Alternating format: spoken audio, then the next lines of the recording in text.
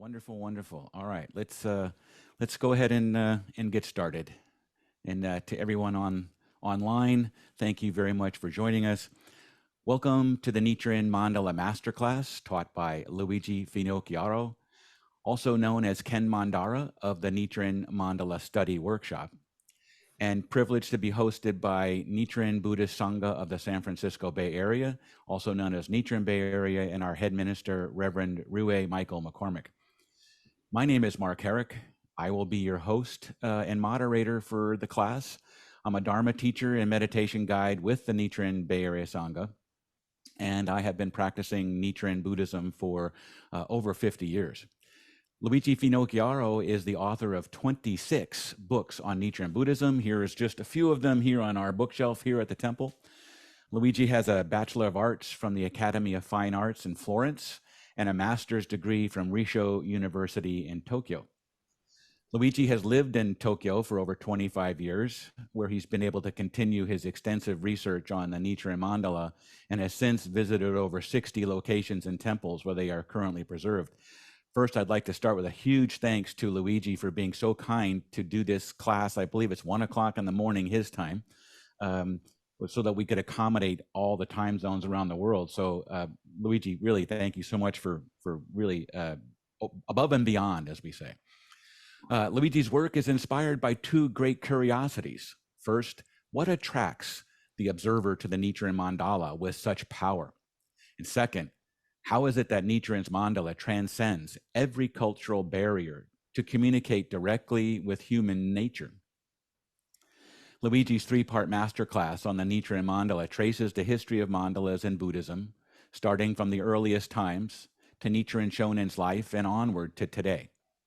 This masterclass offers a unique approach to understanding Nichiren's calligraphic mandala that is disentangled from theology. The classes present the calligraphic mandala in Nichiren tradition as an ingenious tool of communication, which not only defined his entire career, but subsequently paved the way to the worldwide spread of his teaching. This masterclass offers all who are interested in the use of mandalas to awaken a detailed understanding of their origins and their construction. Please use the webinar's questions and answers feature, the little button down at the bottom, to type a question. Luigi will be taking questions at the conclusion of his prepared remarks. While this class is free, Nichiren Bay Area gratefully accepts dana and donations that help us continue to bring such wonderful study content to you. Should you choose to offer a donation, please visit our website when you have a moment, nichirenbayarea.org, and click the donate link. We hope you will enjoy the class and that it will inspire you to continue searching and journey in your practice. This masterclass will be recorded and available online on the Nichiren Bay Area YouTube channel. Okay, Luigi, that said, thank you so much. We really are quite grateful. I'll be sharing the slides on my side of the panel here, and begin at your pleasure. Hi, everyone in different time zones. As Mark said, it's 1 o'clock in the morning here in Tokyo. I believe it's 9 o'clock in the morning in California, and noon in the eastern side. And as far as I know, there are various countries that are joining this webinar. So thanks again to Ryuga Mark Herrick and to the Shinganji Temple, the Nichiren Shubei area, for giving me this opportunity to share these presentations.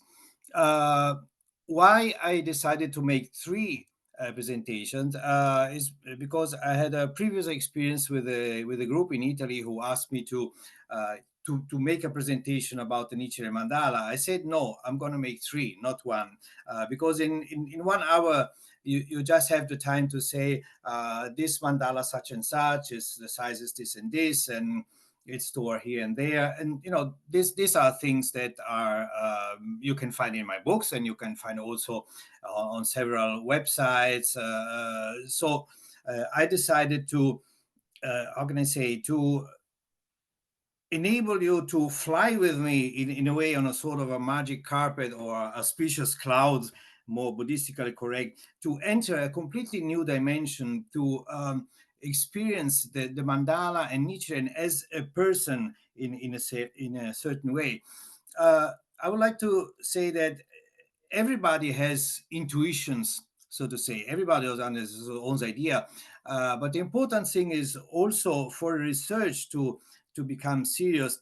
It has to be you have to be confront yourself in an academic research with people who knows much more than me. I was fortunate enough to be tutored by professors of the caliber of Terao Eiichi, who was one of the major experts about the Nichiren Mandala, and I had contact with virtually all the top experts in the world, uh, much than I had before. So maybe I stated something obvious, but I wanted to say this. So let's start to go to the summary. Next slide, please. So what I'm going to explain about today, I'm going to make a very brief forward, and then I'm going to start really with the cave painting, and so to speak, at the dawn of humanity, in a sense. So, and what is the relationship with the image and sign? Then I'm going to jump a few millennia and briefly talk about the Buddha's image and his iconography and the Buddhist narrative and what are the archetypes and in iconology. Then I will jump another few centuries and I will give you a different perspective on Kukai and also an Honen and the first mandalas that arrived to Japan. Then I will also try to give a different perspectives of the arts in the Kamakura period and of the mappo thought, the latter day of the Dharma, the defiled age that we are used to have been presented as something where everybody was scared about hell and it was a very gloomy time, which is in fact true, but there's also another aspect. Then we will enter into the core of the research. I will try to understand what inspired Nichiren to draw the mandala. What were his sources? Because we know or we can guess more fairly about the textual sources, of course, because we know that the curricula at Enyakuji, we know what he studies, we know from his writings, we know the text that he read, but we don't know what he saw actually.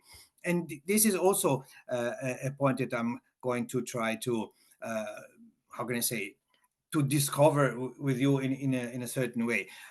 Then I will start with the first mandala that Nichiren draw before going to Sado and the Sado exile. And I will conclude this first session with Sado between legend and reality, also to try to give another perspective. And this will conclude this first session. And in the second session, so in 2 weeks' time, so you will have to time to think of your, how can I say, to let it sediment, how can I say, into your thoughts, and then I will go into the core of the research, and so I will try to illustrate the entire Nichiren Mandali corpus, and then in the third session, I will speak about Hokke identity and in what happened in the mandala world, so to speak, in the last 8th century. Next slide, please. I would like to give a very brief forward on Buddhism, because as Dr. Jacqueline Stone always said, Buddhism has to be studied holistically, so sogotekini in Japanese, because actually Buddhism is one, and to symbolize this, the fact that Buddhism is one teaching, I chose this rotating sutra cabinet, which was invented by a Chinese monk known as Fu Shi, and he is the patron of librarians and students.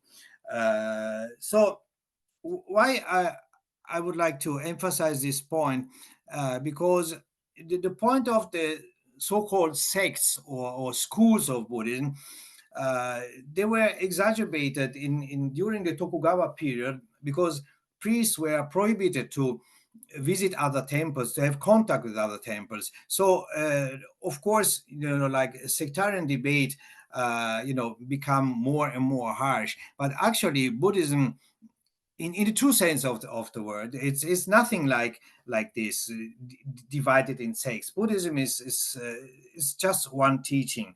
So we go to the next slide, and we go directly to uh, the relationship between image and sign. Uh, Man, humankind, is the only biological entity on this planet, as far as we know, in the known universe, that is so obsessed with themselves. Because animals, uh, plants, they know what they are. A cat knows that he is a cat. But man has always struggling with the question, who am I? And and therefore he had the urge since the Neo-Paleolithic time, uh, to draw, to tell stories, to narrate, to create allegories, to create stories, bedtime stories. This is man just needed. So I was a guest at the master thesis discussion of a friend in Florence, an archaeologist. And I was so surprised to discover that men at that time, they did not only paint the inside of the caves, as I imagine. They actually decorated the whole ambience around, mountains, everything what they could. They draw stuff. They decorated. So why I would like to start with this point, because I had an extensive exchange with Denise Schmant-Becerra from the University of Texas, and she wrote an interesting, very interesting book, which is titled "When Writing Met Art," and she explained that by the time that how can I say, proto literacy started to appear, like signs, simple dots or lines, such as in the picture that you're seeing now. Also, the drawings changed. So drawings, paintings, depictions became imbued with narrative, with a sort of a syntax. So you can have a syntax also when you paint, when you draw something, because it's obvious if I draw something large at the center, so to speak, and with peripheral figures, it is obvious that the figure at the center is the most important, and the other figures that are around the central figure vary of importance depending on the distance of the central figure. So with this emerging of proto-literacy, also the way that man depicts narrates his story in drawing, in artistically, change completely, parallel to the development of writing. So after proto-literacy, there was an interaction, and so uh, men were able to create a story, a narrative, because it's obvious if I paint a bird or a fish, it is obvious that even animals can see. A scarecrow. It's not a real thing, but it scares the crow. So the animals have the even animals have the perception of shape and form. If I draw, let's say, many fishes or birds, one next to the other, this is obviously a decoration. But if I draw a big bird at the center and a smaller bird around them and another bird who is coming, I'm giving direction. I'm giving a story. I'm giving a dynamism to this narration, and this is one of the first important steps to create the calligraphic mandala, as we will see later. Next slide, please. Then now we already jumped another few millennia, and I want to talk about the power of image. I don't know if many of you are aware that in the first 2 centuries of Buddhism, the image of the Buddha was, if not prohibited, there were many people at the time that they thought that the concept of Buddhahood, of enlightenment, is too profound and too difficult to explain. So that if the Buddha is depicted in his human form, there will be a sort of idolatry. So there were many who tried to prohibit uh, to depict the Buddha's image. Therefore, many concepts came out. As you can see here in the pictures, you have the chakra, the Dharma wheel, you have the tree, because the most important episodes in Shakyamuni's life, from birth to nirvana, enlightenment, and fighting the demons, etc., happened under or in the presence of a tree. So the tree, the body tree, is a perfect substitute for the Buddha, the chakra as well. So in those centuries, those millennia, archetype started to grow into our collective consciousness. And this is very important, as we will see for later, because once archetypes start to go deep into our conscience, is it narration becomes more possible, more complex discourses can be explained and can be understood. And then I would like to say that Buddhism is not something Asian or something Japanese. Buddhism is really a polyphonic work, which it is a sort of a chorus, which with singers from the Greek Empire. And to the eastern of Asia, going through Turkey, Uzbekistan, the Kushan Empire. The Kushan Empire is somewhere in the middle, where today Afghanistan and the south of Pakistan is, Kashmir, where actually all the sutras, including the Lotus Sutra, were translated and took the form that we know now. So the form of the Lotus Sutra, with its Myoho Renge Kyo, etc., is actually born in the Kushan uh, Empire, not in Japan or in Greece, but along the Silk Road. All many thinkers, meditators, artists, poets, they all contributed to what we today know as Buddhism, as we saw in the example of the rotating cabinet. So the curiosity of man, which prompted him to put his hand on ink and leave his traces on a cave, and to paint his story, is also connected with the curiosity: what am I, what is man? And this is basically the quest, the motor of Buddhism. And then we will jump another few centuries, and we go to the next slide, please. And I will now go more near to the core of the research. And I would like to speak about Kukai. Kukai, as many of you know who read Nichiren's writing, Nichiren criticized him many times, but we should not take this criticism literally, so or at face value, so to speak, because actually, if there were no Kukai, there couldn't have been Nichiren. Kukai was a sort of a, let's call it as, some call it a super genius.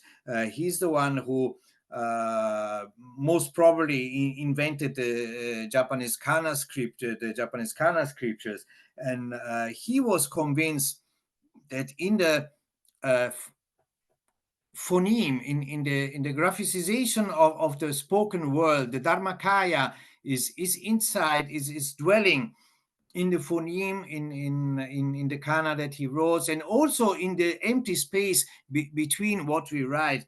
there is the Dharmakaya. And Kukai was a person who was really into studying about the written sign. One of his famous treatises is the Shoji Sogi about sound, sign, and reality, which is something that Nichiren works a lot with: sound, sign, and reality. Also, the concept of Sokushin Jobutsu, the attainment of enlightenment in this very existence, is something that comes from Kukai.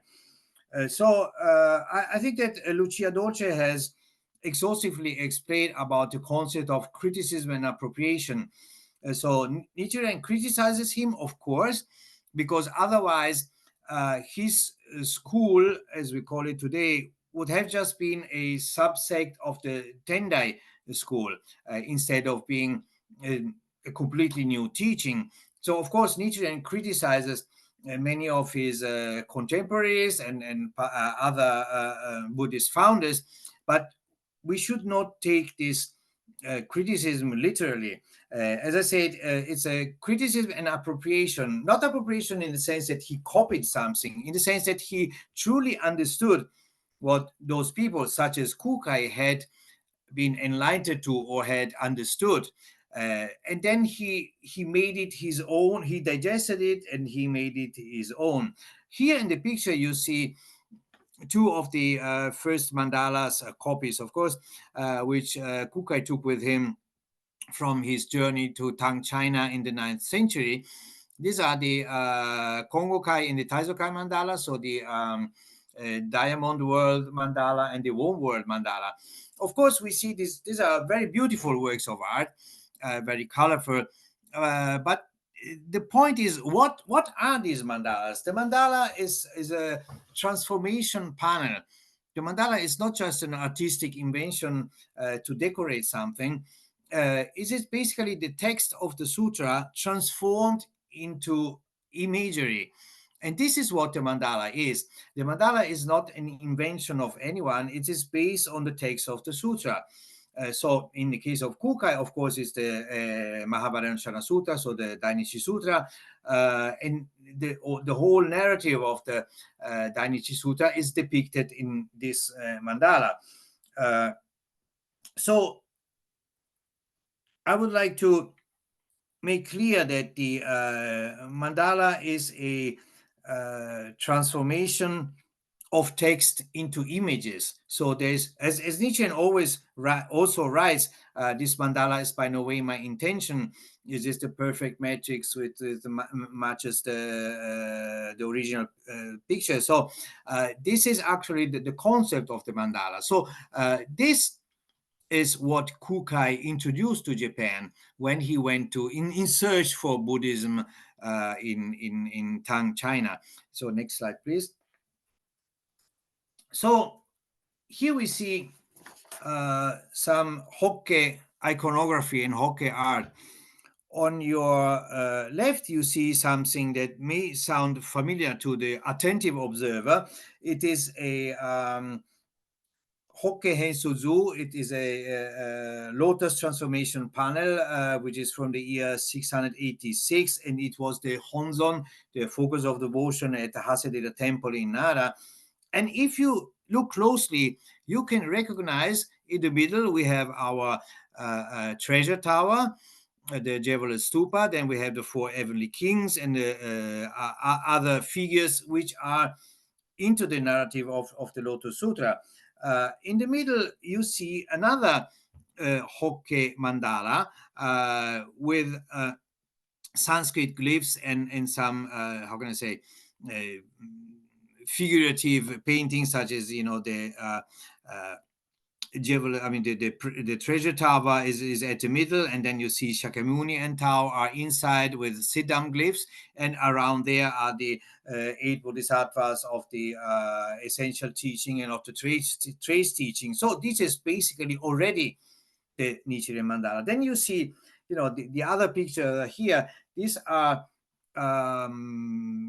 depictions from some ritualistic ritual mandala.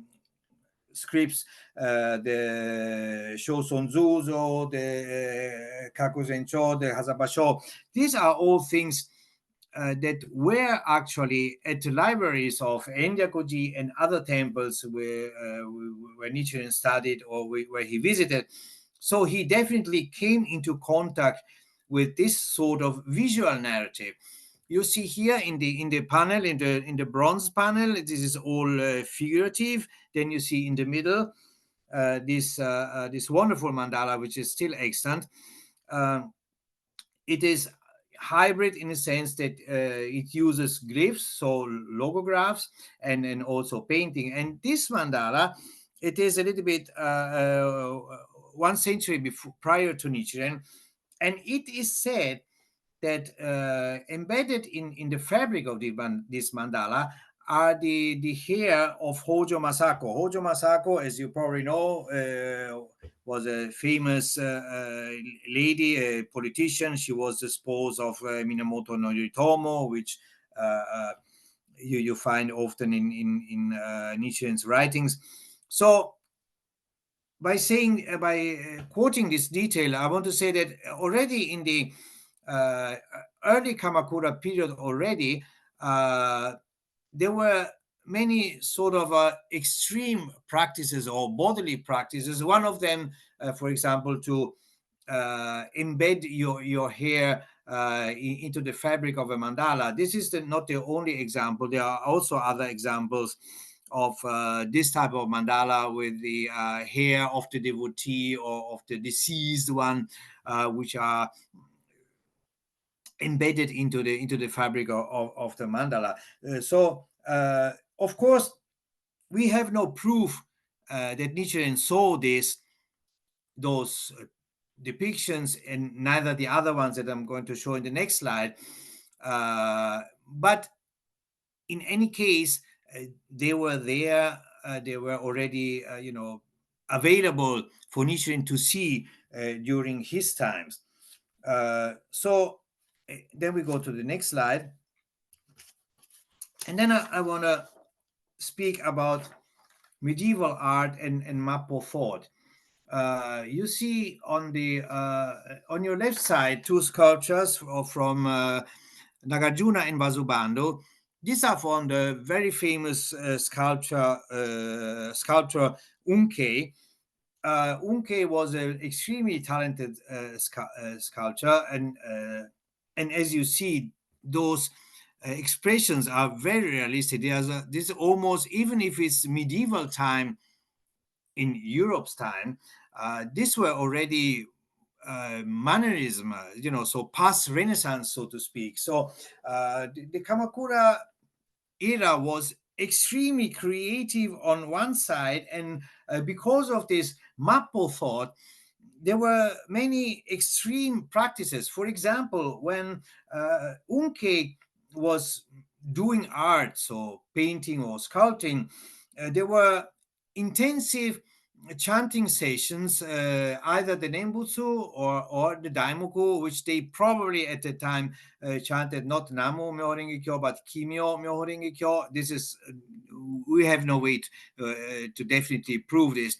But we know that there were intense chanting sessions while he was doing art. And also, while he was copying the sutra, the Lotus Sutra or the Diamond Sutra, he introduced this Ichiji Sandai, so one character, three bows. So you imagine you copy the 84,000 XY characters of the Lotus Sutra as already an extreme practice, and you kneel down, and then for each, after you have drawn each character, you bow 3 times out of respect. So they are also known, noble people who decided to copy the whole Buddhist canon, or of course during a lifetime or during a couple or 3 decades, or even copy a sutra with their own, using their own blood instead of ink. So these are really extreme bodily practices in a sense. Then you see this beautiful mandala in the middle. with golden and silver ink on indigo paper. This is actually drawn using logographs. Uh, this treasure tower, which is depicted at the center, is basically an outline. But if you go near, if you were in front of it, going near, you see that this outline is actually the text of the sutra written in continuously. So it's basically an interactive mandala, because the observer has to, to go near and read the story. uh, so he interacts with the work of art. And here already, together with figurative depictions, because you see at the sides there are all the parables and the tales of the Lotus Sutra, like the hungry tiger, the poor one's lamp, and all these sort of allegories which are quoted in the sutra. But the tower, the main object, so to speak, the tower itself is all made by characters. Halle O'Neill from Stanford University has made an extensive study in this Kinji Hoto mandala, where she, of course, in her book, she also quotes Nichiren's mandala as also a mandala that uses calligraphy. So these were very extreme practices. Then I would like to draw your attention on the right. You see this calligraphic mandala, probably one of the first in 1214, I think. So almost half a century, more than half a century before Nichiren. This was drawn by the Kegon, so Flower Garland School. He was a monk named Myoe, so he invented the Genmitsu, so the Kegon esotericism, so to speak, and he drew this mandala. So it is Namo Sobetsu Sampo. So I devote myself to the three treasures, so which are the Buddha, the priest, and the Dharma. And you see at the bottom of the central inscription, we have a lotus dice, as also at the bottom of each of the inscription that we have, because uh, you remember the slide about the archetypes and the Buddha's image and the substitute for the Buddha's image. Uh, Today, whatever we write or we paint or we depict, if we put a lotus, this exactly this figure, the lotus dies at the, in the proximity or at the base, we immediately know this is a Buddhist sacred imagery or a Buddhist sacred script. So this is why also those archetypes are very important. Then I would like to draw your attention more to the left, and you see between the sculpture of Unke and this 12th century Eisen, ferocious Eisen, you will see what is also a calligraphic mandala. This is called a Rokuji Myogo, so a six letters sacred mandala. This was inscribed by a monk named Shinran, founder of the Jodo Shinshu. Nichiren, they were almost contemporary, nearly contemporaries, but they did not meet, as far as we know. What is this mandala? Let's look at it. We have in the middle this Namu, of course, and Amida Busu. Then at the feet, at the bottom, we have this our beautiful lotus dice that signifies that this is a sacred image. And then on top of the bottom, there are quotations from the Muryojo-kyo, so the Sutra of Infinite Life, which is important for the Jodo Shinshu school. So Nichiren, of course, he did not see any of these. Maybe the sculptures, maybe he saw them. But what I want to say is that the era, the milieu in which Nichiren grew and started and formed itself, it was very fecund. It was ripe for this type of new mandala that he developed to appear, because already these sacred inscriptions were already very diffused at his time. So now, the next slide, please. I just go back to Kukai for a second. Here we have a transformation panel from this is the Kongokai mandala inside of a Busudan. So this is basically something that some believer had inside of their homes.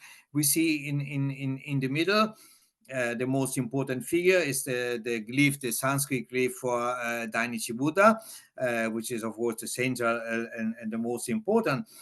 And here we have this transformation panel, which is decorative because there are many colors and shapes, but there are no anthropomorphic figures here. So already the observer understands through the symbols what he is looking at. As a matter of fact, Nichiren asks himself at times, uh, could it be that the Dainichi Sutra, the Mahavajra Sutra, could it be that is a wrong or a different translations of the Lotus Sutra with the interpolations of mudras and mantras? Why he say this? Because the narrative is very similar. Uh, for those who are familiar with the Mahavajra Sutra, we have 2 points in common, which are first, there is a transmission. The whole story is about a transmission. So in the case of the Dainichi Sutra, it's the cosmic Buddha, Mahavajracana, which transmit the teaching to one bodhisattva, who transmit it to another bodhisattva, etc., etc. And this happens inside the so-called iron tower in the south of India, so Tenjiku, Nantenjiku Tetto. So we have a tower as well, and inside this tower there is a meta time, not our current time. Inside of the iron tower in the southern India, past, present, and future are fused together in one meta time, so to speak. So the Lotus Sutra also, on top of being centered around the tower, also happen in a meta time. So the assembly of the air is not a certain time, a certain location, let's say like the biblical narrative, like the Last Supper of Jesus and all the events that we know from the Bible. They happen in a certain place which we can try to excavate in a sense, and in a certain time. As a matter of fact, the whole Western calendar is based on those historical or perceived as historical facts. But the narrative of the Lotus Sutra and of the Dainichi Sutra, they are both in a different time. They are not in a definite space and time. So Nichiren, at the beginning of his career, so to speak, he's not much confrontational towards the Shingon teaching or towards the Dainichi Sutta, as he is at the beginning against the Jodo school and the Zen school. He appears in his writing to somehow put the Shingon narrative and the Lotus narrative on a almost equal level of quality, so to speak. It is then after, in the Minobu years, especially in the Minobu years, which he starts he mounts his criticism against Kukai. But at the beginning, he asked him, as I said before, he asked himself, for example, in the Kanji Honzon Sho, he talks about the Kongokai and the Taizokai mandalas, so the worm and the diamond mandalas. So it means that he has seen them. Of course, we have no proof. As my mentor Ichitera would say, you don't know that because we don't have any holographic writing of Nietzsche where he say on that particular day and month I went to that place and saw this and this. We don't have this, but he writes about those mandalas. So at least he heard about those mandalas if he hadn't seen it. But my educated guess is that most probably he had seen them because they were available at Enyagoji, at least in the library. So now I would like to go to the possible influences of Nichiren on the next slide, please. What do we see here?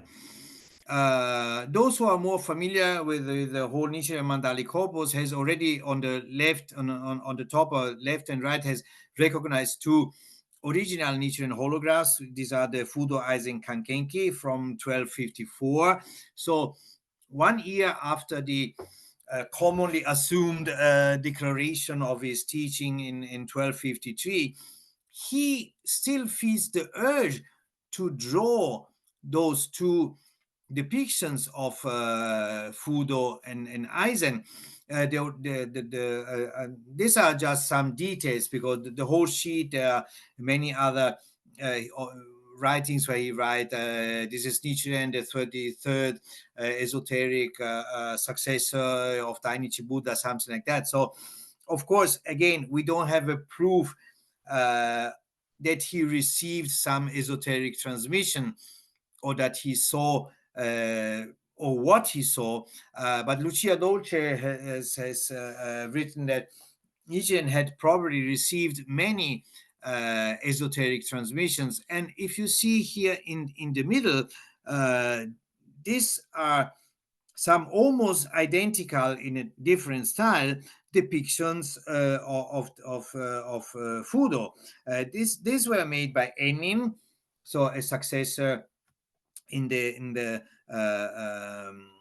Enyakuji, but whom of course Nichiren criticized the great master Chisho and Chikako, so Enin and Enchin.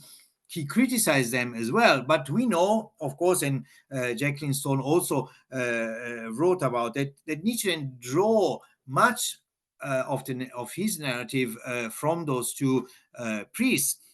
And if we look closely, what do we see in the drawing of Fudo made by Enin and Nichiren? We see the same symbols. We see Fudo in the same pose with the same flamery here, bearing the same sword. So this is the Hoken, the sword of the Dharma, which cuts illusions and defilements. We have our rabbit here or hare, because at that time it was believed that even now Japanese say that there is a rabbit or two rabbits on the moon. Then we have this man here in a sort of a government official attire, because we know that the good governance was a very early interest of Nichiren before writing the Rishon Kokoron, which of course has to do with governing the state with a good governance. He wrote a few essays about what is the correct way to lead a country, to govern a country. Then we see here on the right the Eisen depictions, and we know that Fudo and Eisen are not part of the Lotus narrative, but nevertheless, they are present in almost every Nichiren mandala, and not even with Sino Chinese logographs, but with Sanskrit logographs. So even more, so to say, drawing on the Mikkyo, on the esoteric narrative. So whoever studied a little bit of art knows that in art there's nothing casual, there's nothing decorative, so to speak. So if we look at each of the details which are depicted in this, both in the Fudo and in the Eisen depiction, we see, for example, the suibyo on the left, right on the tail of the horse. The suibyo is the water jar that as a symbol for good governance, for example. So we see it also in the depiction of Fudo made by Enin, for example.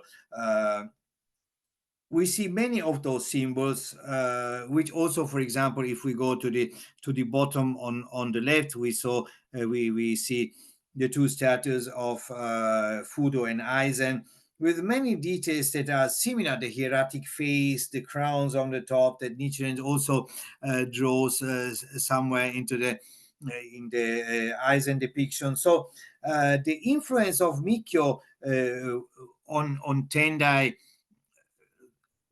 teachings we know, and of course Nichiren was very influenced by Mikyo, even though he criticized it vehemently.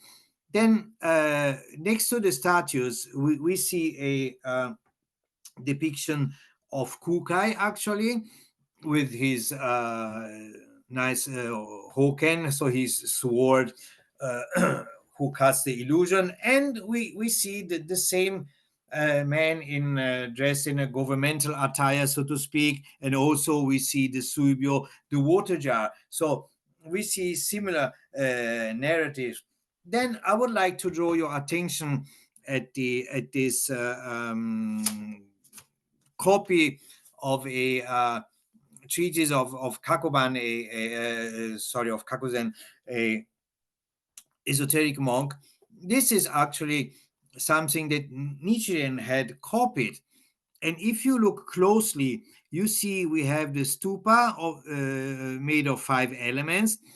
And if you have a chance to see all of the copies that made by Nichiren, for example, at the bottom on the left, maybe I can enlarge it exactly. You can see uh, this one where I'm pointing with the mouse. Maybe it's not very clear. These are actually uh, parts of the body, so drawn into those shapes of the 5 element stupa. So Nichiren was already interested in the relationship between body parts, universal elements, and symbols and logographs and those kind of things. Uh, Next to it, you see inside of the lotus petal shape is a Amida mandala, which is also something that Nichiren copied. So he copied those this manual, so to speak, of Kakoban. It is called Gorin Kuji Myo Himitsu Shaku, so the secret interpretation of the 5 element stupa in line letter mantra. This is still extant. It means that this work which Nichiren had copied as a student was very dear to him, so that it remains. I mean, it's at Nakayama Hokugyo. I mean, in the curation of Nakayama Hokugyoji, but it's actually, I think, at the Kanazawa Bunko, and I think that there are even 2 of them actually extant. So, what I want to say with this is that Nichiren had many influences. We don't have a proof of what he really saw, except the things that he copied, of course, that he saw, as a matter of fact. But the other things, we don't know if he really went to Onjoji, for example, where those drawings of Enin are, and that he saw them, or if he received some esoteric transmission in Kyoto, as maybe Lucia Dolce suggested. We don't know anything of that. But it is definitely what we know is that those 2 drawings, very early drawings from 1254, are still extant. It means that he kept them very dear. Another thing which I would like to say is that, as Jacqueline Stone has exhaustively explained in her defining book, the transformation of original enlightenment in Buddhism, uh, during the time of Nichiren, and even from before, at Endyagoji, so where he was a student, there was a hole about, let's say, 800 meters into the woods, of the main library. where he was studying. It was called the Ryozan Inn, so the whole of the Vulture Peak or the Eagle Peak. What was happening there? Uh, they kept a so-called living statue of Sakyamuni Buddha. Living in the sense that this is a very Japanese concept, that the living statue. So basically, the statue of Shakyamuni was attended by some 400 and more people, of course, on a rotation basis, male and females, priest, clergy, and laity. They bring him food, they bring him water, people go to meditate, to pray.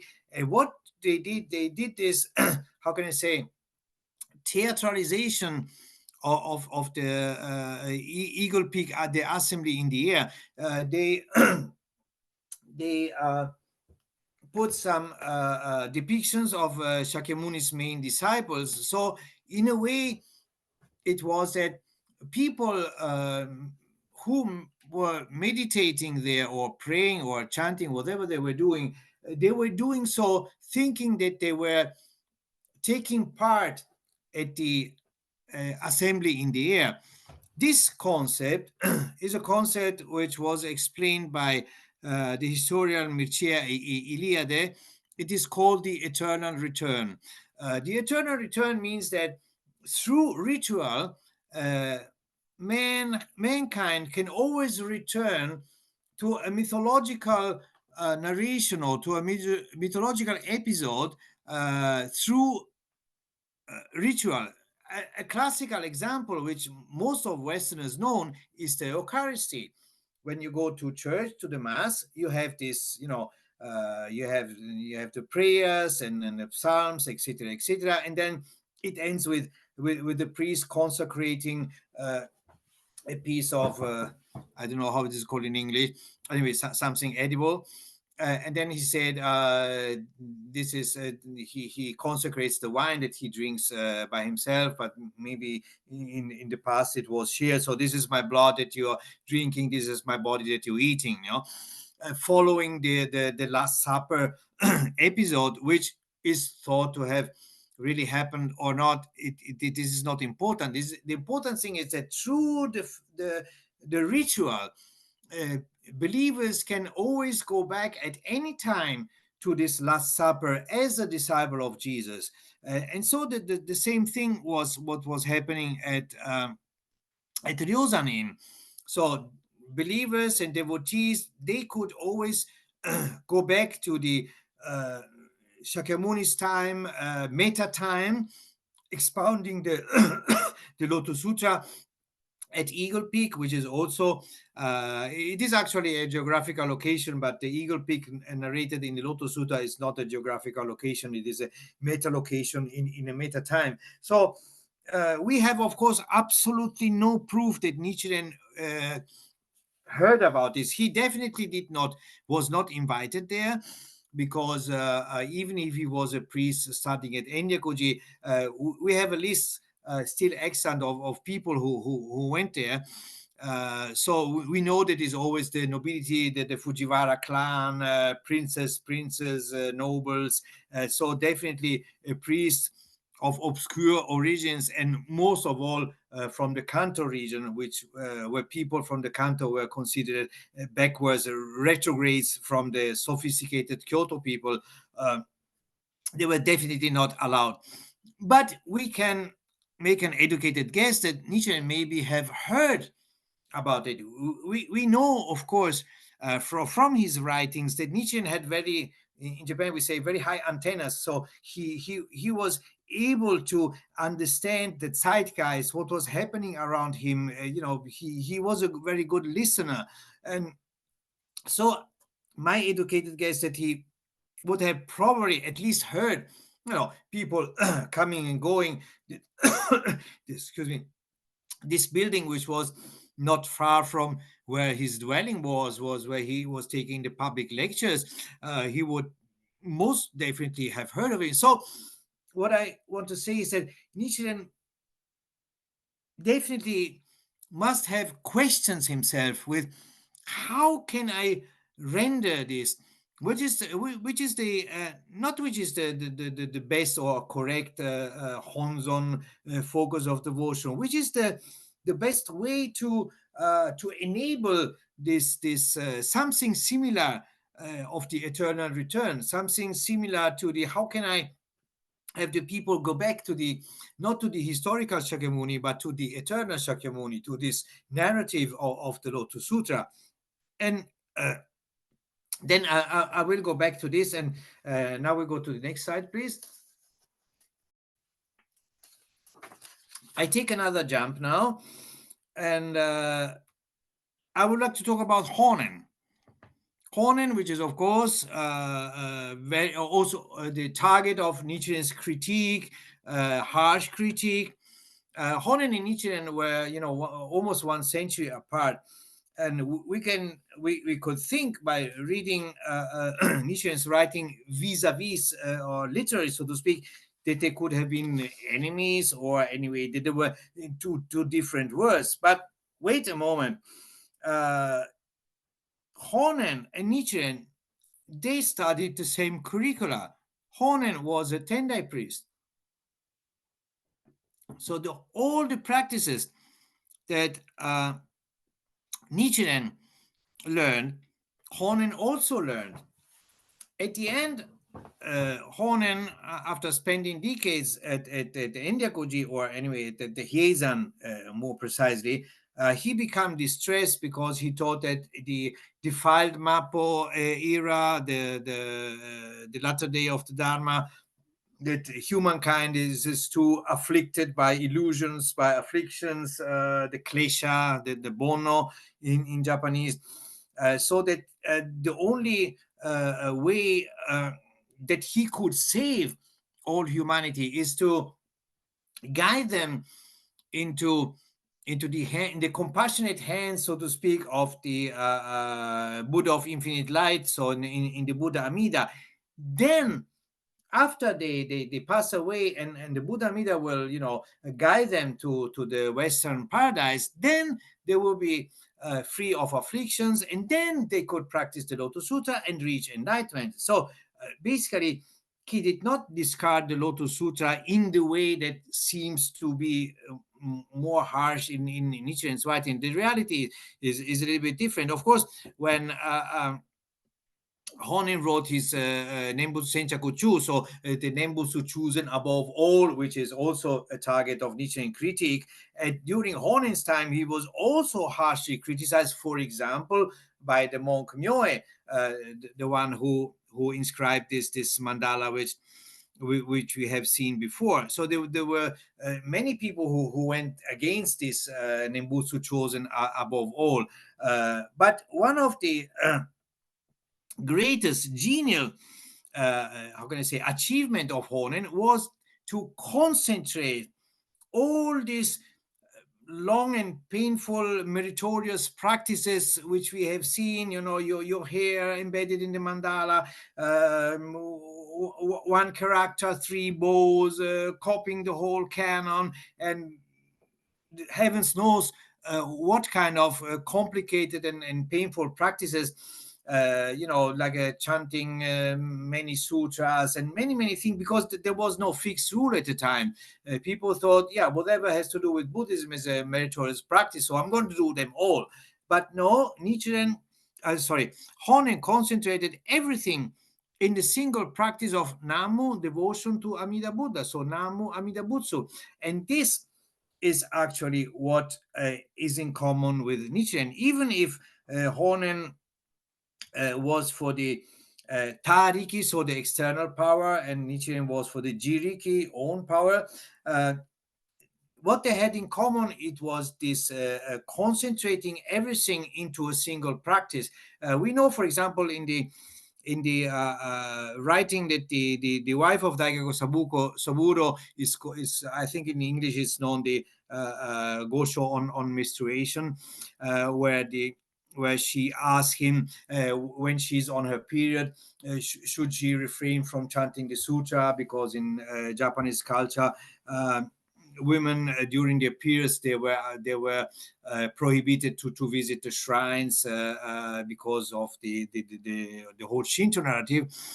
And then she said, I chant such and such many time, and I recite this and this chapter, etc., etc. And Nietzsche very humanly, very nicely said, look, the menstrual period is something extremely natural for a woman, so this is nothing to be ashamed of, or there is no reason to refrain from your Buddhist practice.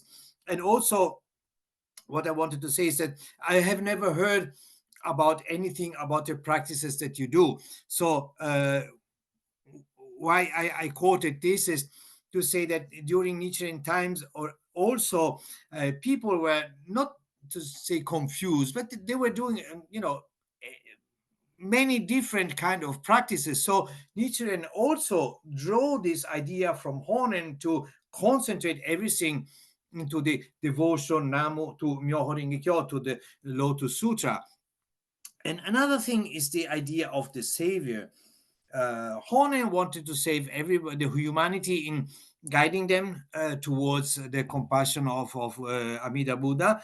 And Nietzsche, of course, as we know, he saw himself as the Gyoja, as the votary of the Lotus Sutra, because there are two concepts in Japanese. There's the Jikyo and the Gyoja. So Jikyo means the one who upheld the sutra. We could say this is the normal devotee, and the Gyoja, so is the one who lives by the words. When Nietzsche wanted to prove that he is the emissary of, or the envoy of Jogyo Bosatsu, of the Buddha, and he saw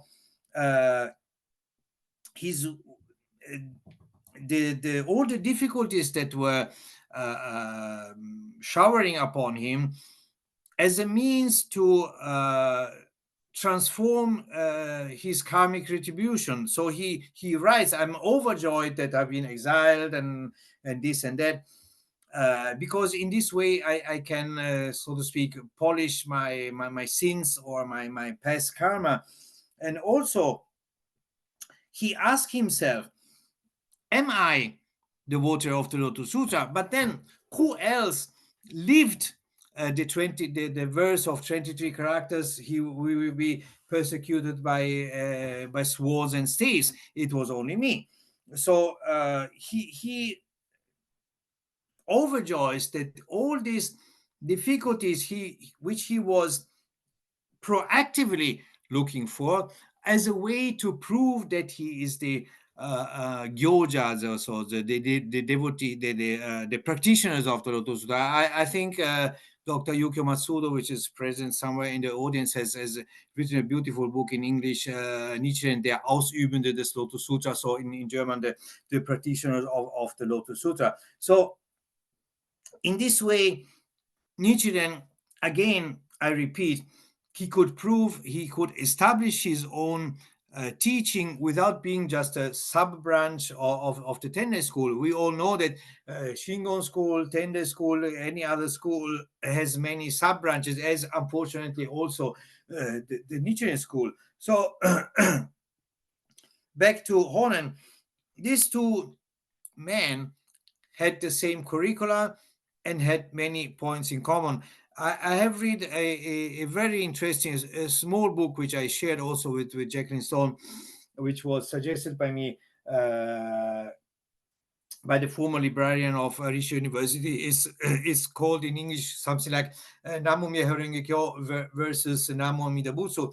And it explains how much in common Nichiren and Honen had. So we can say if there were no Honen, there were no Nichiren as well. So Honen is actually a very important person into the Nichiren narrative. And then we go to the next slide, please. So, and now we are almost drawing to conclusion. What we have here, as you can recognize probably very easily, we have Fudo and Aizen and the 5-element stupa. So this drawing is probably a little bit after Nichiren, But what I want to emphasize, Fudo and the pairing of Fudo and Aizen with the Gorinto with the 5 element stupa and or the Hojo no Tama, the wish granting jewel, the Fudo and Aizen are actually the red drop and the white drop. Nietzsche also talks about the red drop and the white drop. What are the red drop and the white drop? This is nothing else than the female ovulation and the male semen. So, what does happen when the two meet?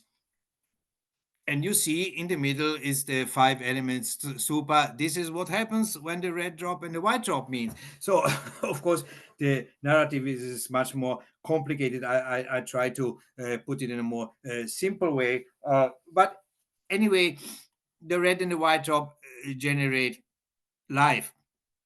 Also, even in Europe, in Europe's art and artistic conception, day and night, male and female, sun and moon are two very profound archetypes of beauty. So, why I show you this picture is because Nietzsche and Food and Eisen, of course, we have already demonstrated that they were very important for Nietzsche. And then we go to the next slide, please. And what do we have here? Many of you know this is the first mandala drawn by Nichiren after the so-called incident at Tatsunokuji, in Japanese, the Ryuko Honan, which is basically just different pronunciations of the same Chinese character. So here, after this iconic or cathartic, fateful night, whatever happened, whatever really happened, something deep happened in Nichiren's life, because he was really convinced that he was going to die. And he was then confined for about a month before going to Sado at the residence of Homarokuro Simon, the constable of Sado. And he was there, but still, even he was kept captive, he still could meet with people, he could send letters. And as we see, as the evidence before our eyes, that Nichiren could find two sheets of paper pasted together. I don't know if they pasted them later or they were already pasted together. Professor Nakao Takashi said this is high quality paper, so probably someone like Tokijoni or Soya Kyoshin, someone of that milieu, gave it to him, and he felt compelled to draw this mandala. Let's look closely. We see, of course, in the middle, it's obvious, it's Namu Myoho Renge Kyo, and then on the left side, Nichiren signs it. And then Shakyamuni and Tao, they are not present on this mandala. I see on the mouth, this is Aizen, and this is Fudo. So again, we have the graphic format of the depiction that we have seen before, with logographs, with glyphs, which is the concept of Nichiren's mandala. So he basically draw the scene without using anthropomorphic depictions, but by drawing, by inscribing characters. So today, in this session, I'm going to show this mandala only. Well, this mandala is very important. For one, because on the right side, he puts the exact date and the place. So this moment in history is uncontrovertible proof that it's fixed in time. So we see this is a year of Bunne and day and months and where is even in sky where he wrote it. And then you see, can you make it smaller, please?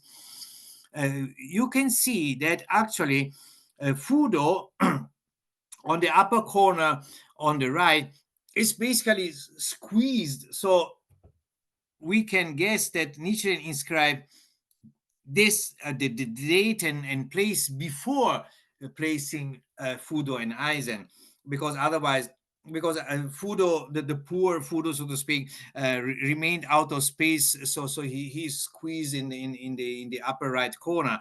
So this is the unique first mandala, because all the other mandala, as we know, there is Nichiren adds Shakyamuni and Tao to this. So somewhere at some point in time, when he arrives at Sado, he changes, or he reflects on what to depict on the mandala. But this first mandala, which is still on the main island, so prior to his exile, he still basically inscribe the same narrative which he has been reflecting already nearly 2 decades all around. So from the time that he drew the two Fudo Eisen Kankenki and the Gorinto, the 5 element stupa, he substituted it with the Namu Myoho Kyo, with the 5 characters. So he also, in later writings, he write to, for example, to Abutsubo, the body of Abutsubo, 5 shakus, or 5 feet tall, is Myoho Kyo, etc., etc. So these are all things which draw back to the Himitsu Shaku, this manual which he drew even before he became Nichiren. Then after this important episode in Nichiren's life, whatever happened that fateful night at Tatsunokuchi, and then his first mandala, he arrives to Sado, and we go to the next slide, and then we conclude. So here, about Sado, I would like to point out one point, because in, how can I say, ceremonial, so during the sermon, the priest, or whoever, the lay organization person who explains the Dharma, and so he, of course, always depicts Nichiren amid of the snow, terrible difficulties, so that we don't even, and this image is so strong for us that nobody even ever tried to rationalize to how could have he survived, if we take this literally. But actually, of course, Sado was no resort island. He was not in a 5-star luxury hotel. This is out of a doubt.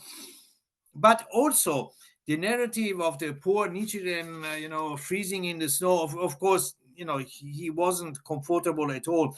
What I want to say is that his group was already very well organized logistically, and with a very efficient system, because otherwise, how could have he received paper, ink, and brushes?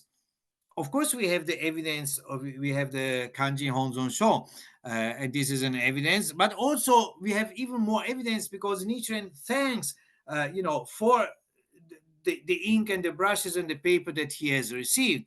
So if we see this depiction here on the upper left corner, here we see Nichiren at Sado receiving the visit. Of course, it's a legend of the celestial nymph, which Ikitsushima, which is another name for Shichimen Daimyojin, of course. So we already know, we talk about Shichimen, this is a Edo period narrative. So, but this Ikutsushima nymph, she rides on auspicious clouds and brings, so we see she holds in her hand a piece of silk on which Nichiren is supposed to inscribe the first mandala, inscribed in extended style, which we also see here in this very beautiful depiction in the book of Ogawa Taido in the 19th century.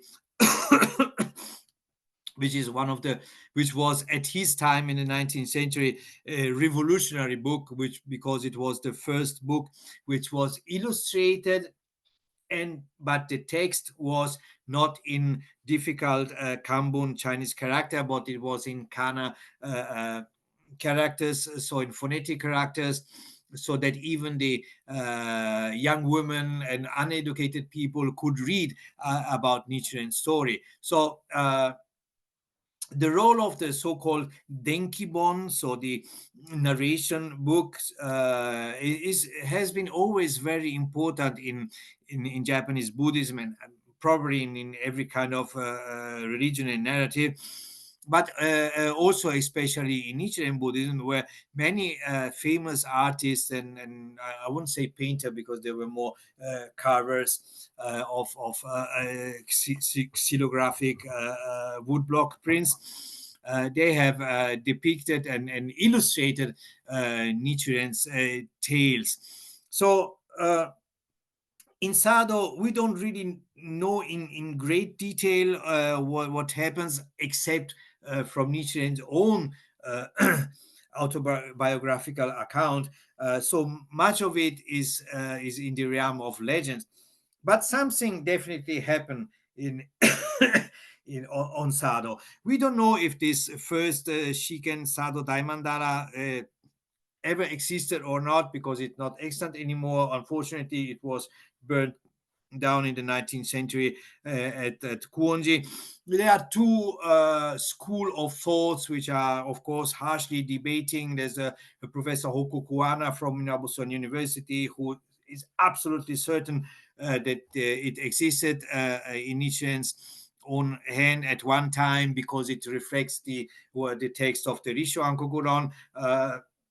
For example, the Kawasaki Hiroshi is of the idea that this is not possible because it was too elaborate, and post facto you can arrange, of course, everything from the Kanjin Honzon Sho. So this is not my area of expertise in the sense of textual reading. Maybe Jacqueline Stone is probably more appropriate, or Lucia Dolce, to comment on that. And this is actually not the point of my research. And I'm going actually to write my, hopefully, PhD thesis also on the iconography and the iconology of those mandalas. But this is not the point. The point is that after all Nichiren's career, which we know from his entering Seichoji as a child, receiving the Gammonjo, undergoing the Gammonjo ritual, which also Saicho and also Kukai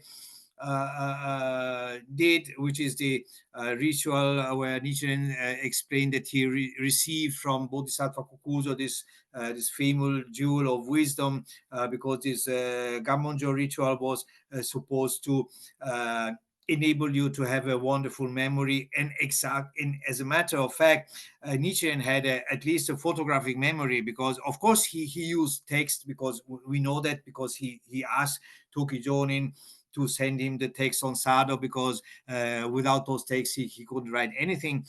So another proof that they were a very organized and efficient group. But on the other hand, he had a great memory, which of course people at the time, they didn't have TV, they didn't have computers and smartphone. They have a way better memory than we human beings have in the 21st century. But definitely, these rituals probably somehow helped. So in a nutshell, what we talked about today. Today we we talked about cave paintings, relationship between sign and images. We talked about Hokke art, the art of the Lotus Sutra. We talked about the image of the Buddha. We talked about Kukai and Honen. We talked about what might have inspired Nichiren, and then we jumped to the very first evidence of Nichiren's mandalic work, so to speak, and we Fureta, we touch a little bit on the Sado exile. But it is really after Sado that his mandalic career, so to speak, really boom and happen. So next time we will discuss about the core of the research, the whole Nichiren Mandali corpus. And in the third conclusive session, we will discuss about Hokke identity in the Nichiren school. And this concludes my lesson. I probably went 20 minutes over time. I'm very, very sorry, but I'm awake. I can take your questions if you will. Okay, thank you, Luigi. That was phenomenal. We had a lot of wonderful comments, people thanking you for the great presentation. Looking forward to the next round. The first question up, um, Dr. Stone, you had asked a question or raised your hand. Did you want to comment? If so, I have enabled your speaker. Yes, Well, thank, please. thank you. No, I was just looking for the function where I could applaud. So just let me do that verbally. It was a great presentation. It was so rich, and what I especially appreciated is that you show Nichiren as embedded in all the different religious currents, both intellectual and iconographic of his time, and that his genius was really in being able to crystallize these in the form of such an accessible practice. So thank you for such a stimulating presentation. Thanks, Thank you, Leo. Dr. Stone. Thanks, Jackie, for participating. I know you're very busy. Okay, we had a bunch of questions that are queued up. Let's go ahead and take the first one. Van asked a question. He commented that you had mentioned if there was no Kukai, there would be no Nichiren. Could you develop this just a bit? Well, in the first place, Kukai was revolutionary in a sense that he disentangled the Buddhist priesthood from when Buddhism arrived in Japan, way more before Kukai. It was basically the priests were sort of like a bureaucrat, so they were serving the state because Buddhism were mostly aimed at praying for the peace and security of the nations, so protections against natural disaster, which we know that Japan has plenty volcanoes, tsunami, earthquakes, and the more the merrier, so to speak. So Buddhism was basically mainly for the protection of the nation and, of course, for the well-being of the emperor, because the emperor is the head of the nation. So if the emperor is ill, the nation is ill. So first, he was the first who disentangled Buddhism in a way from this bureaucratic, from priests and nuns, from being like civil servants in a way. And this also, of course, in centuries later, enabled new Kamakura Buddhism to give birth, or to give the rise to this new type of priest. So the priest, as we see today, the priest who is listening to the people, who helps the people, who do charitable work or something like that. That was not Buddhism at the beginning of Buddhism in Japan. That was something completely different. So Kukai, first he disentangled Buddhism from this bureaucratic function. Second, as Nietzsche as well, Kukai was someone who based his entire career on the written word, and not only on the in the sense of writing some exegetical work, but also Kukai did a lot of art with with glyphs, with characters, with logograph. If you are maybe familiar with the uh, portrait of the 8 Shingon patriarchs, Kukai draws some hihaku, it's called hihaku characters, which is something like the flying characters in a way.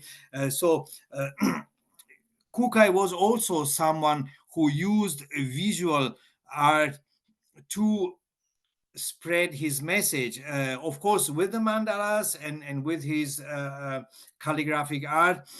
So we can say that both of them based their whole career on logograph, on the moji. In Japanese it's called the moji.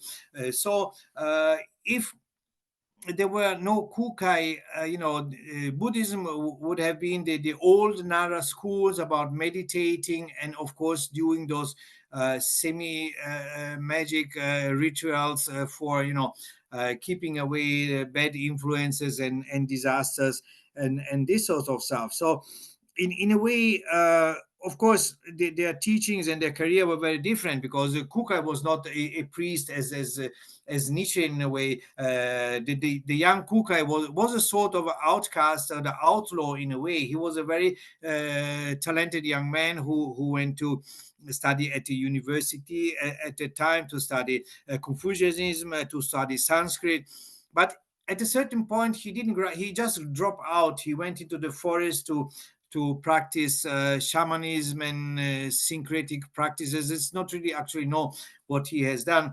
But Abe Ruichi, who also wrote some fantastic books about Kukai, he said that he wrote that they actually, how can I say, tonsured him before he went to China. As in fact, he went to China not as a state-sponsored trip, but he basically asked his father for funds, and he went to to China with 20 years worth of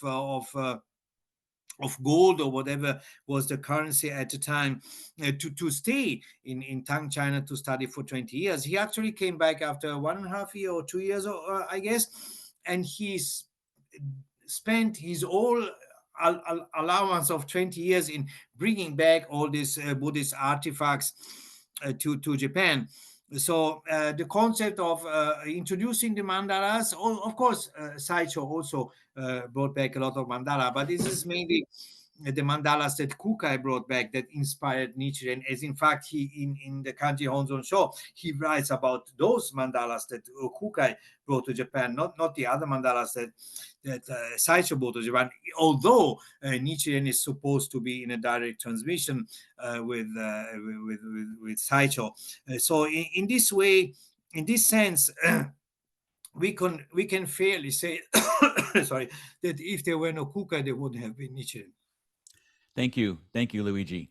Next question from Anthony is: what was the significance of Nichiren signing and placing a date on the first mandala that you showed on screen? This is a nice question, but the significance for us historians or scholars, people who study, is of course that we have incontrovertible proof that this moment in time actually happened. What was the significance for him? We can only guess. Frankly speaking, I don't have a real firm answer to that. But definitely he wanted to, it was very important to him, as we have seen, because Fudo is basically squeezed on the upper right corner. So this was a very important thing for him. We also know that he put the date, and also in the early mandalas, he put not only the date but also the location. I think that this in the chronological order catalog, which is the number 2, but we don't know if it's the second or if there were others before. But he also inscribed on or drawn on Sado at that day, etc., etc. But the fact of putting the date was important for him for some reason, because in the early mandalas we don't have the date, but probably it was in the on the backside, as we see in many other mandalas once upon a time.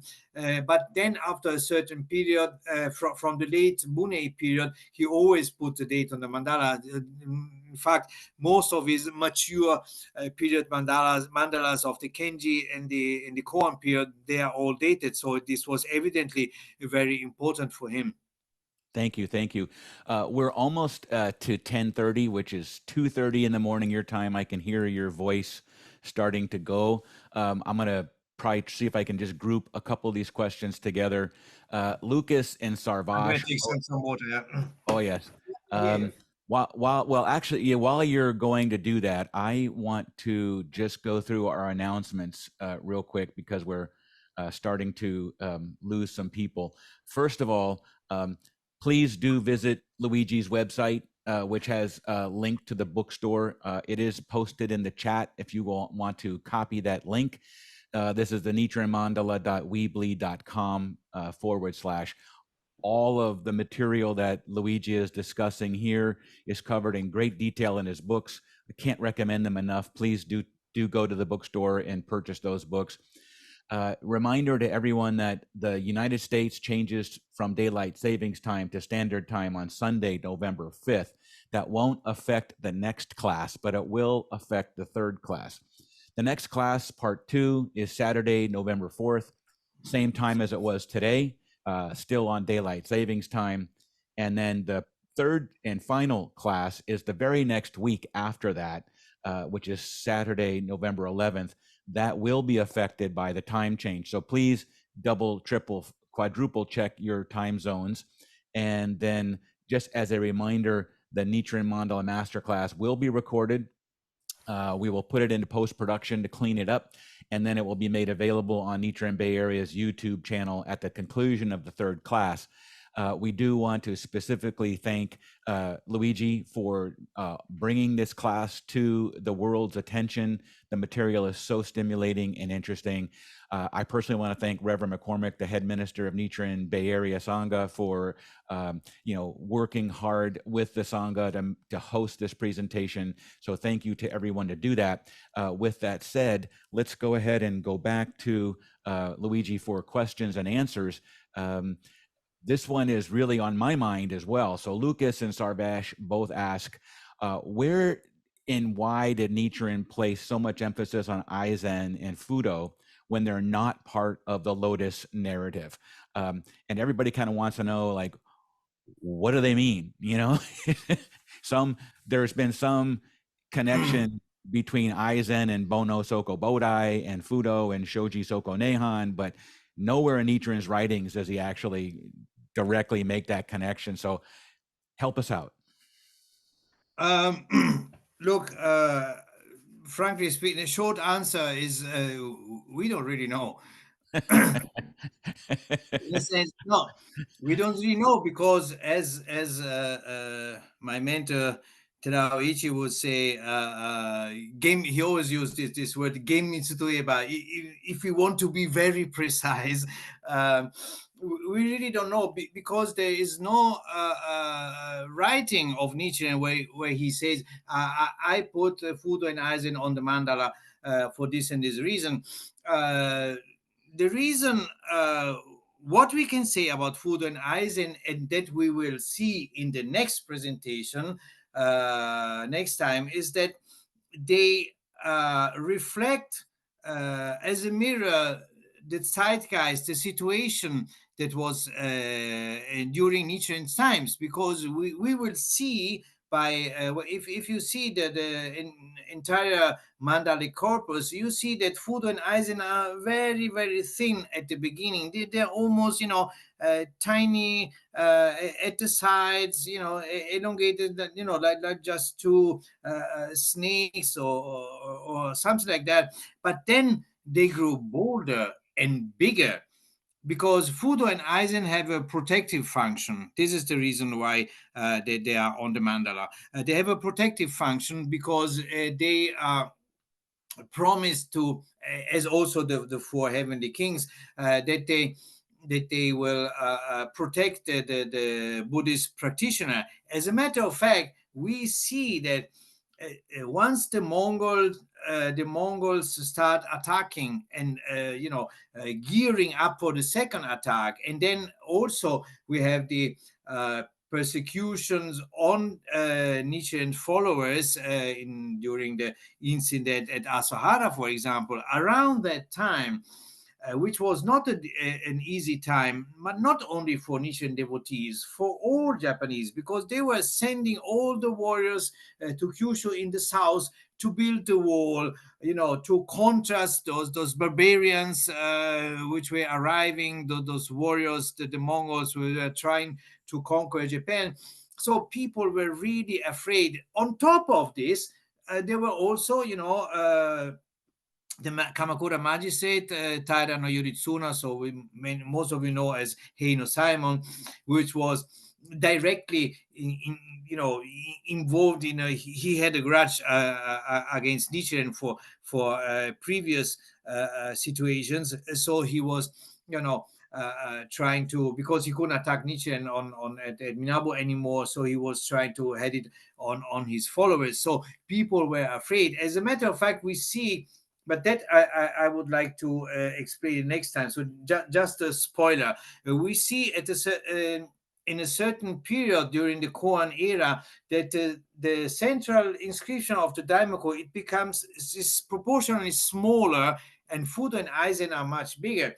This does not mean that Fudo and Aizen suddenly are more important than the Dharma, that the Daimoku itself. It is just that the mandala is a three-dimensional scene, so that you can zoom out, basically, as if you have a camera or a teleobjective, that you can zoom out, so the object which is more far appears more small. So and then you see that, like, Fudo and Aizen, which are the guardians of the palace of the assembly in the air, they appear bigger and bolder because they are more near to the observer. Because the observer, as we will explain, see the next time, is already inside the scene of the assembly of the air.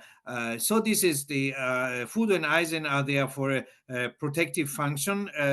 This is the main reason. But even though, one could argue, yeah, well, of course, you have the four heavenly king, they are protective enough. Why did Nichiren feel the urge to continue to place two figures which have nothing to do with the lotus narration? And he also emphasizes it because they are in fact inscribed in Siddham and in Sanskrit characters, not in Sino-Chinese logographs. So this was also, how can I say, puts them away from the rest of the scene. But all these details we will see in the next presentation. Okay, great. Do you have the energy for two more questions? Sure, bring it on. Thank you. Michael asks about the parallels between mandalas and the meditation practices of Buddhism and how they may have evolved together. Interesting. I can say, well, I took once a meditation class, not in the sense that I learned to meditate, because I'm, as you can see, Italians are very bad meditators, but on the history of meditation, because I was very curious. The early Buddhism, so Theravada, and so anyway, the early Buddhism was all about meditation. So how, in a way, when Shikan meditation, or what is Shikan meditation, and how those saffron robed monks, which we know from the Sravasti school and of thought, etc. How in China it suddenly it became the Shikan meditation and the Tendai school, and how we then arrived to Nichiren, etc. And what is very interesting is that so the Shikan meditation is Shikan means come from Sat and Pas. So Sat means stop, and Pas means to meditate, to contemplate. So the Shikan meditation is a two stage, two element meditation. So one is stopping unnecessary thoughts in a way, and the other one is to contemplate on the 10 realms. And this is a very complicated type of meditation. As a matter of fact, it was difficult for most of the people to become involved in this type of meditation. But this was exactly the turning point, so to speak, when this Theravada meditation, or this early from the school of the elders, so to speak, from India, how it changed to the Kushan Empire and arrived to China and become the Shikan meditation. So the relationship with the mandala is, I mean, meditation in a broader sense, like Zen meditation also. I don't think that most of the meditations per se need a focus of devotion, as far as I know, but I'm not very keen on meditation. But the relationship with the mandalas is that, for example, in the esoteric mandala, in the Mikyo mandalas, such as in the Taizokai, in the Kong, the womb, and in the diamond, we have seen before, is that the practitioner meditates on the various panels of transformations, knowing, of course, the narrative. So the mandala is a journey within yourself, so to speak. So it's a tool that helps for meditation, and in this sense, there is a relationship with the fact of the Nichiren Mandala is, of course, more easy to understand, and as we will see in the next time. So spoiler again. So for the observer or the practitioner, the meditator, because the Daimoku practice is, this is the field of the study of Dr. Yukio Matsudo, as he correctly see the practice of Daimoku as a form of meditation, because meditation, I guess, doesn't need to be silent to be meditation. So you can meditate also while you're chanting a mantra, for example. So in that sense, the honzon, the focus of devotion, the focus of respect, is something that helps you to anchor your meditation. This is also something very basic in the human mind. For example, Stonehenge and many totems of Native Americans, and any kind of sacred image is a help to the journey within yourself, to contemplate. So basically, prayer is a contemplation. This notion of prayers as in give external force, give me something. This is maybe a little bit misguided conceptions, which also within the Nichiren community is this consensus of this seeing the prayer as a means to, like a slot machine, to receive some merits or some benefits, so to speak. This vision is perhaps a little bit misguiding to the practitioners, perhaps. So in a way, also the practice of the Daimoku is a form of meditation, of contemplation, because you drift away from your worldly things of shopping list and feeding the cats and this sort of stuff, rather than what is really important in your life. This is what you meditate about when you pray, or you pray when you meditate, wherever you want to see it. So the mandala is really a tool who helps you, is a roadmap, so to speak, to a journey within yourself. Great. Thank you. Okay, last question from Krista. She said, phenomenal presentation, by the way. Thank you. Thank you. Her question is, the first mandala that Nichiren wrote on Sado, what material was used, and how difficult was this type of material to obtain? Also, does this particular mandala, is it still extant? And if so, where is it? And then the decorative blue gold frame, was that added later?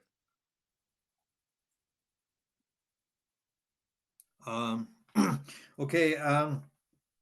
I'm not sure which one that you're talking about, but I believe if you sorry, you're talking about the decorative blue frame. So the mandalas, all of them, at the beginning, they were not framed.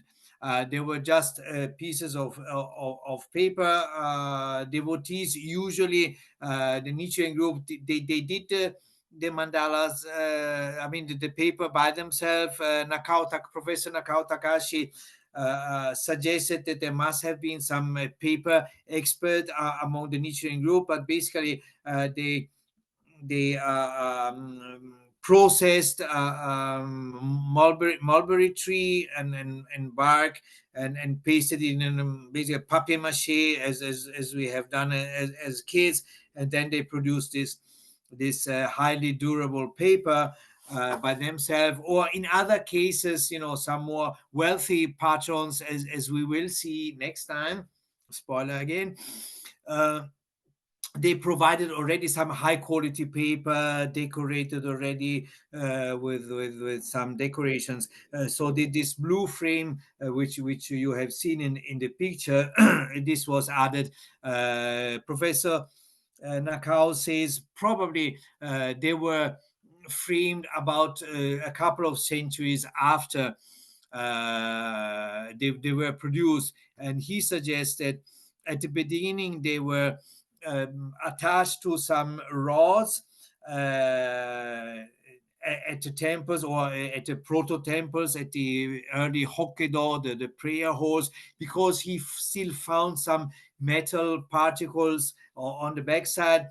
On the other hand, my tutor Terao will say, if we have to be very precise, we don't really know that. But anyway, this is I think Professor Nagao is very knowledgeable and one of the top experts worldwide. So I'm sure if we say this is definitely true. So they were basically attached to the rods, and just later they were how can I say, framed in the form that we know today, with as a scroll that you can close and whirl upon it itself.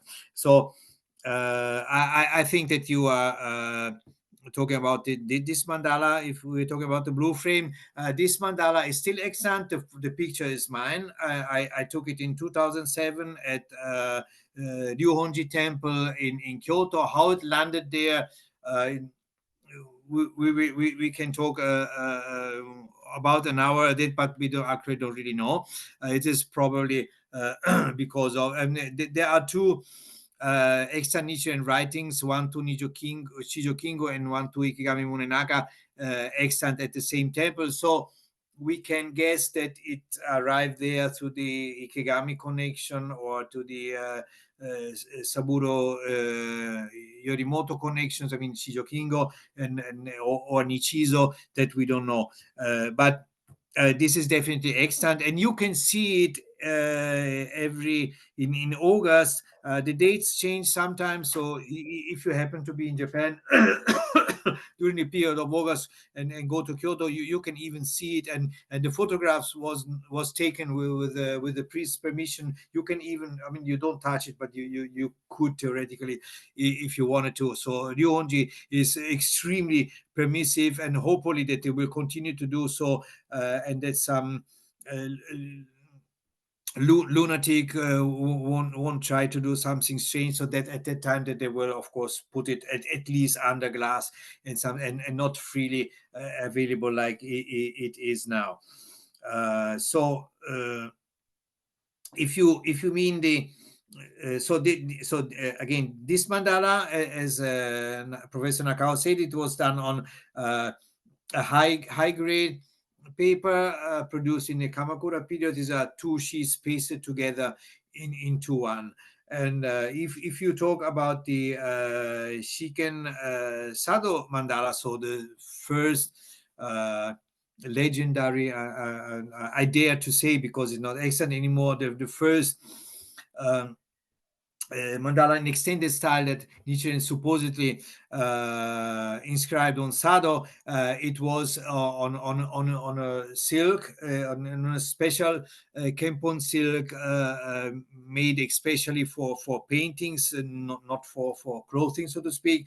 It was said to have been stored at Minobu-san until the 19th century, and unfortunately it was burned together with the Kaimukusho, the original Kaimukusho, the opening of the eyes, and another copy of the Rishuan Kokuron, and many other writings and mandalas which were there. So what we have today is a copy, a transcript, more than one actually, transcript from Abos from Kuonji. And as I said before, there are two schools of thought, and I'm not going to enter into this if this answers your question. Yes, thank you very much. Luigi, we're so grateful. Thank you very, very much. Quite late your time. And to everyone who joined today, thank you so much for being here. Please remember, these are recorded. They will be made available at the conclusion of all three classes that will be on our Nichiren Bay Area YouTube channel. And if you enjoyed this session, please consider a small token of Dana on our website, as well as go and visit Luigi's bookstore and purchase his books, and encourage your friends and fellow practitioners to come to next time as well. So spread the word. Thank you so much, Luigi. Really appreciate your time. We'll see you all in 2 weeks. With that said, be well. May you be safe. May you be happy. May you be well, and may you be peaceful and at ease.